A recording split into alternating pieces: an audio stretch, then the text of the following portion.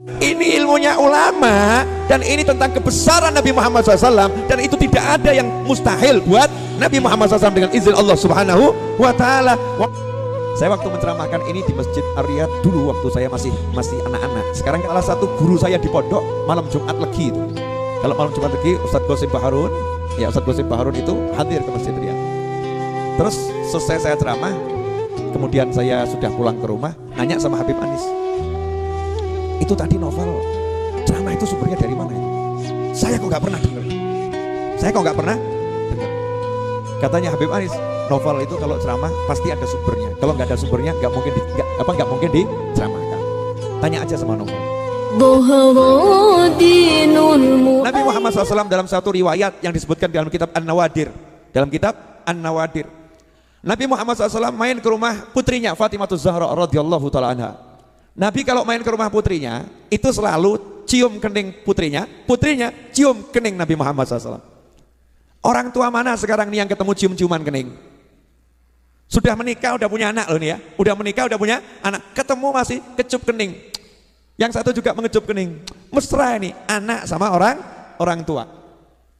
Kemudian Nabi nanya kepada Fatimah Zahra radhiyallahu taala anha, mana Hasan dan Husain? Mana buah hatiku? Dijawab, lagi di belakang, ya tidur. Sudah 2 hari belum makan, kata Fatimah Zahra. 2 hari belum makan. Maka Nabi Muhammad SAW mengatakan, jangan bersedih, bapakmu sudah 3 hari juga belum makan. Nih, tunjukkan batu diganjalkan di ulu hati diikat. Nah itu ilmu kalau jenengan lapar nanti ulu hati tekan, ojo banter-banter tapi ya. Tekan dikit, nah itu ngilangkan lapar itu. Ya itulah ngapusi bujui weteng. Namanya ilmu bujui weteng. Apa namanya? Bujui weteng, itu bahasa Jawa Timur kan, bujui itu ya. Bohongin perut. Ya, bohongin perut. Nah, dikira dapat makanan ternyata tekanan. Ya dikira makanan ternyata tekanan, tekan gitu lah. Kalau tekan sebentar kan dicolkan nanti lapar lagi. Makanya biar tekanannya lama nggak hilang-hilang diikat. Itu teknik menghilangkan lapar ala Nabi Muhammad SAW. Ngirit saudara-saudara. Bisa dipraktekkan bagi yang pengen tidak makan 3 hari. Ya, bab 1 ini jangan praktek ya, maneman.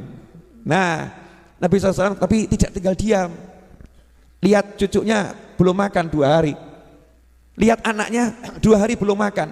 Nabi SAW tidak ngomong begini, mana mantu saya, mana Ali bin Abi Thalib, mana ini suami kok nggak genah, masa istrinya nggak dicarikan makan, anaknya nggak dicarikan makan. Nggak ada seperti itu. Ini orang tua model apa yang ngomong seperti itu? Nggak ada. Anak itu sampai mati dan setelah mati ya tetap anak. Jangan kamu katakan anak perempuanku kalau sudah menikah bukan tanggung jawabku. Bapak jawab apa kamu? Ada yang tersinggung di atas sana karena mungkin pernah ngomong seperti itu pada anaknya. Naudzubillah min dzalik. Namanya anak itu sampai kapanpun tetap anak. Maka Nabi Muhammad SAW paham, pasti Ali bin Abi Thalib ya juga udah usaha, pasti udah usaha. Tapi kenyataannya gak ada yang dimakan. Maka Rasulullah SAW keluar dari rumahnya Fatimah Zahra. Ngapain? Cari solusi. Loh, Nabi itu kalau tinggal ngerangkeh itu ya dari surga ya dapat. Cuman kalau gitu kamu bisa nyontoh, gak isok terus gaya ngerangkeh. Tambah ketok hurufat kamu. Ustadz, kenapa begini? Ngambil makanan dari surga, niru Nabi, ngawur kamu. Beda makom.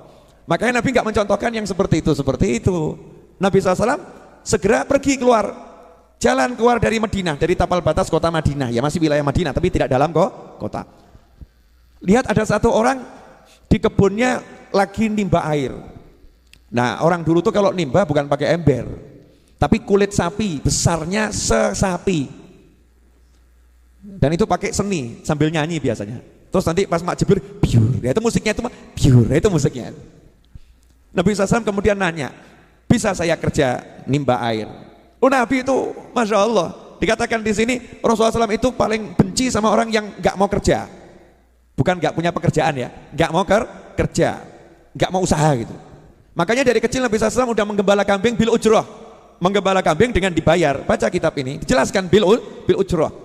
Bayar jadi karyawan tapi teken kontrak ya, teken kontrak. Nih saya menggembala sekian jam, upahnya berapa? Ya keren gitu. Makanya ketika Nabi SAW sudah tua, tahu keluarganya itu butuh, Nabi SAW kembali bekerja. Ngomong sama yang punya perkebunan tadi yang nimba air, gimana kalau saya timbakan air? Ya kalau harganya cocok, oke gitu. Ya udah, sekali timba 3 butir kurma kalau saya nggak salah. Saya karena belum buka kitabnya lagi, nanti baca di kitab An-Nawadir. Ya, 3 butir kurma. Deal. Maka Nabi SAW nimba. Timba yang pertama langsung terima gaji kontan, dimakan dulu. Makan dulu. Ini syariat. Makan dulu maksudnya apa? Lah kamu nggak makan 3 hari, ini mau nimba banyak, carikan buat anak, buat cucu. Ya, kamu kalau nggak kuat nanti hasilnya nggak banyak. Kamu harus kuat. Dan ini berlaku juga dalam penerbangan. Di penerbangan itu kalau terjadi hampa udara, itu suruh ngambil pertolongan nafas. Yang mana? Yang dewasa nolong dirinya sendiri dulu, baru nolong anak kecil. Jangan kualik. Kamu kuat dulu, baru nolong orang lain. Loh kamu lemah kok nolong orang lain, tambah mati bareng. Tireng kata orang Jawa ya. Akhirnya mati bareng tuh, bareng-bareng mati semua. Nggak ada manfaatnya. Makan 3 butir. Seger Nabi SAW. Ini syariat. Rasul itu kan contoh ya. Maka ya ngajari, nimba lagi. Sampai sekian kali timba, nah talinya putus. Talinya putus. Marah itu juragannya itu, majikannya marah. Ngangkat tangan, Nabi Muhammad SAW ditempeleng. Plak. Selesai udah kontrak. Plak. Nabi SAW ditempeleng ya nyantai, gak kemudian terus ngejak geletah. Ngajak main kasar awakmu. Enggak begitu. Nabi SAW kemudian upahnya tadi kan kontan ya, sekali dikumpulkan. Terus Nabi bertanggung jawab. Tangannya dijulurkan ke mana? Ke arah sumur. Lah kok airnya naik? Lah sing ngamplung ya bingung. Kok iso ya? Airnya naik. Terus Rasul ngambilkan timbanya tadi yang dari kulit ya unta atau sapi tadi, dikembalikan ini. Terus pergi, terima kasih. Pergi Rasulullah SAW pulang ke rumah Fatimah. Nih Fatimah makan, nih Hasan Husain makan. Oh senang kumpul sama cucunya sama anaknya, Masya Allah. Bayang no awakmu kaya ngono lho. Lah kamu nih pulang kerja bawa duit, gak pernah duduk kumpul ngomong sama. Nah ini hasil kerja bapak, ayo makan bareng nih, ayo kita go food, grab food, bareng-bareng gitu ya, ayo. Pesan apa? Bareng-bareng. Bapak baru dapat duit, ayo. Kan nikmat, iki ora cetha. Nyoh, PN tinggal lungo. Jadi istri itu seperti orang bayaran, nyoh, PN. Gitu Bu. Bu, kok medus senyap kenapa ini? Betul begitu? Bu, betul begitu? Satu cukup mewakili karena suaranya cukup keras, mengalahkan yang lain. Pemirsa dimanapun berada, ya jamaah channel YouTube dan juga Syiar TV dimanapun berada.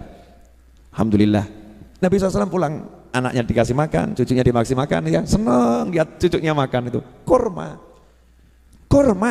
beberapa butir kurma, seger, barokah, ya barokah. Lah kita nasi 3 piring nggak warak kok ya. 1 jam kemudian sudah lapar, setengah jam kemudian sudah lapar. Kamu barusan makan 3 piring, iya, tapi sekarang lapar lagi, Masya Allah. Gak barokah, cepat lapar, tidak barokah. Subhanallah.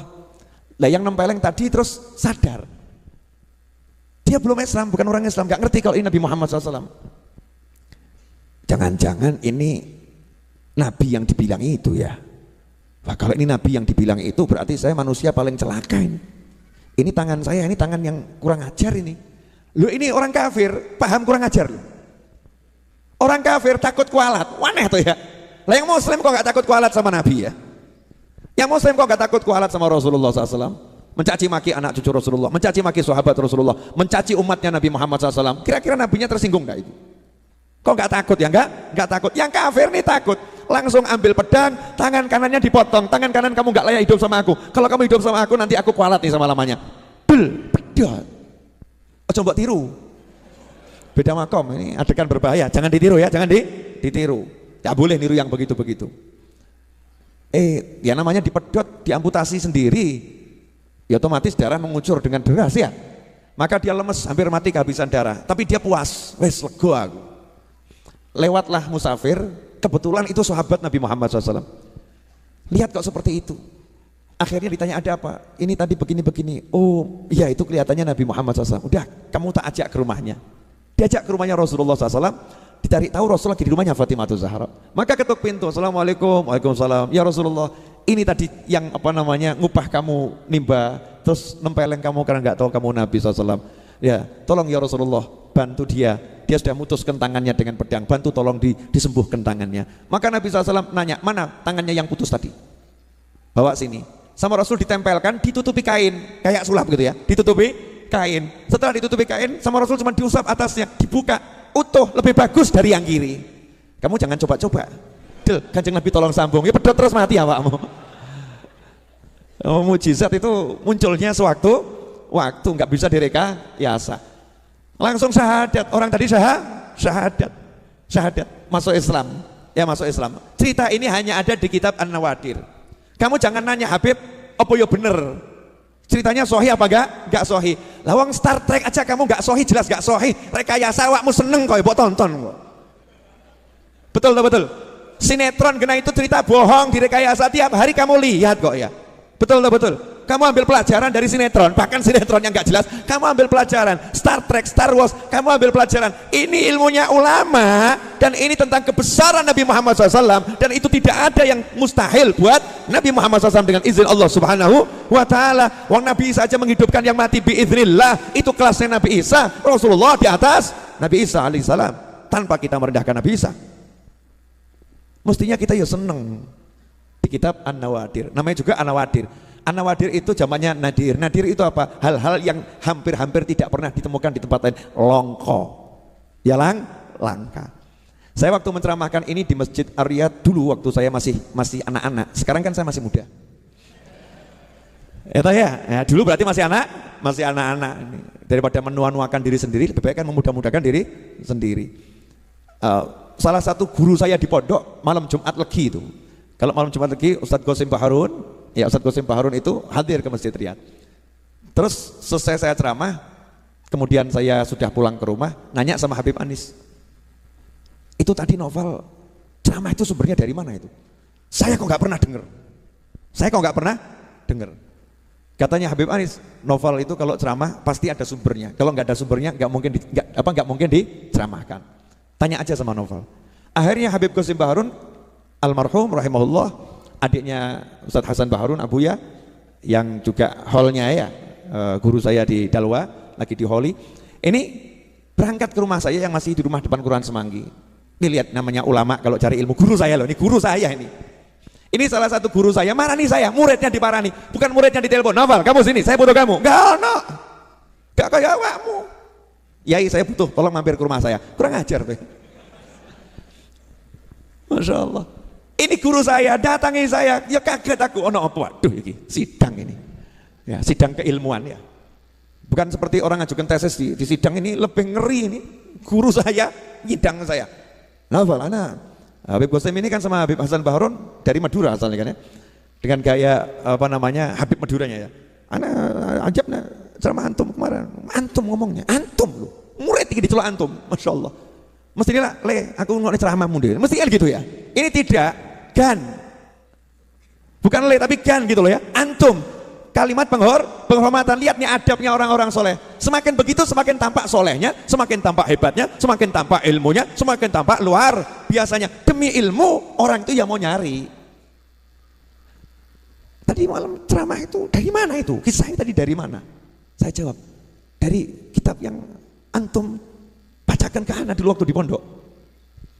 Antum kan biasa ceramahnya ngajarnya kitab itu. Kitab apa? An-Nawadir. Ada di situ. Iya. Lah kok enggak baca anak ya? Kelewatan rupanya. Ya, terlewatkan.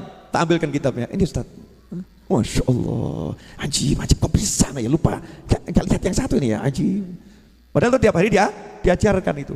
Nah, itu rupanya cuman memang dibuat lupa sama Allah Ta'ala. Biar apa? Biar main ke rumah saya. Sehingga rumah saya dapat barokah. Ya dapat barokah, didatangi orang soleh. Paham maksud saya enggak? Saya ngomong begini itu jawab itu yang nonton di TV ini loh, yang nonton di YouTube sama sebagian yang hadir. Dalil itu konji. Kita karangan Habib Novel Dewi. Saya nyantri puluhan tahun nggak pernah dengar. Saya cari di Google sekian puluh tahun yang nggak ketemu. Baru ketemu sekarang dari mana? Ikhwani rahimakumullah. Lihat nih Nabi Muhammad SAW sebagai ayah bertanggung jawab. Gak pernah membiarkan keluarganya hidup susah. Bukan hidup miskin loh ya. Miskin itu biasa, kaya itu biasa. Miskin itu bukan ukuran tidak sukses, kaya bukan ukuran sukses. Tapi kalau susah itu gak sukses. Kamu miskin tapi harus bahagia. Kamu kaya harus bahagia. Dalam segala keadaan kita harus bahagia. Harus bahagia. Nabi SAW tidak mau keluarganya susah. Gak mau susah. Maka beliau berupaya. Gimana ini caranya saya menjadi ayah yang bertanggung jawab? Sampai di sini jelas? Jadi tolak ukur kita selama ini benar apa salah dalam hidup? Jujur loh. Salah. Makanya hidupnya banyak ruwet atau banyak ruwet ya. Karena ukurannya salah. Jadi hidupnya ruwet. Coba kalau tolak ukurnya Nabi Muhammad SAW. Temenmu nanya, punya duit? Tidak. Lo kamu bahagia? Cuma duit. Masa duit buat saya Muhammad? Itu bukan murid Habib Novel. Muhammad kok bab duit? Betapa rendahnya diriku. Bisa dibuat pusing sama duit, biar duit yang pusing sama aku. Kok bisa? Nyatanya aku nggak punya duit, ya aku nggak pusing, ya duitnya yang pusing. Kenapa dia nggak pusing? Sementara yang lain pusing. Nah ketika kita udah cuek sama duit, maka duitnya akan mengejar.